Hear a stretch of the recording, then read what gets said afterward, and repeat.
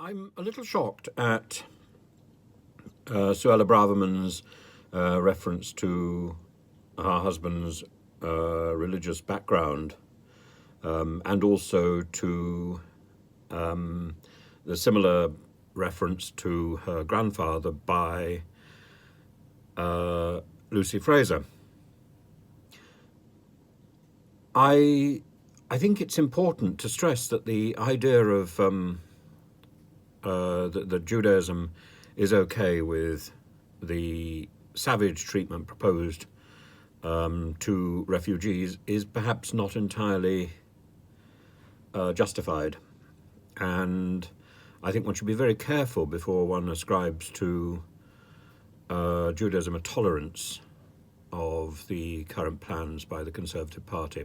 Indeed, the British Board of Deputies has issued a statement in response to the government's new migration legislation and has already, there are a number of official letters that have gone to the government, particularly with respect to the Nationalities and Borders Act. But today, very quickly, the British Board of Deputies of the Jewish community have written, "Today's British Jewish community is descended from refugees and or migrants. We have significant concerns at the potential for newly proposed migration legislation to breach both the Refugee Convention and the Human Rights Act. While we understand that small boat crossings to the UK have increased notably in recent years, we believe that strengthening and enhancing safe, legal and viable routes to gaining asylum in this country will have a far more effective way to significantly reduce such numbers." And I think there are two particular stories which are resonant in Judaism. The first is that Abraham meets a man in Genesis 14:13 who then one who had escaped came and told Abraham the Hebrew, who was living by the oaks of Mamre, the Amorite, brother of Eshcol and Aner. These were allies of Abraham. This man had escaped from what was probably the First World War ever.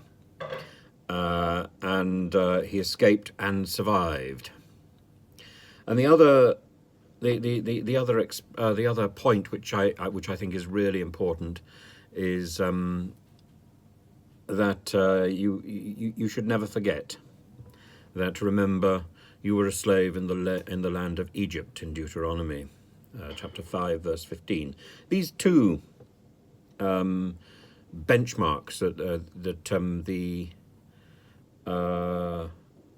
the origins of Judaism from Abraham are linked to an experience of migration, and the Exodus experience is about a memory of enslavement, mistreatment.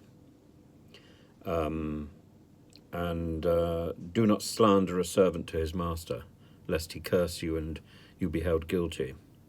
You shall not give up his master to his master a slave who has escaped from his master to you. Well, that's not something, of course, that in the New Testament the Apostle Paul took seriously, because if you remember in the New Testament, the Apostle Paul sends Onesimus back to his master Philemon.